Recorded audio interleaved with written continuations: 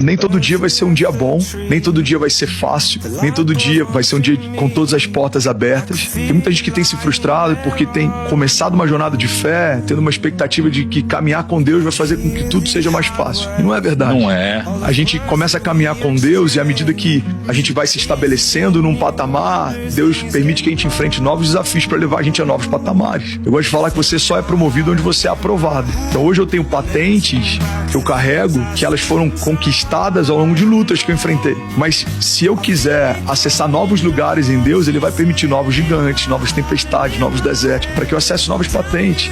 Então assim, caminhar com Deus, a gente tem que ter um entendimento racional, sem emoção nenhuma. É uma escolha diária, não vai ser fácil, não vai ser rápido. Então tem coisas que Deus está chamando a gente para construir que elas não são imediatas, mas elas são definitivas.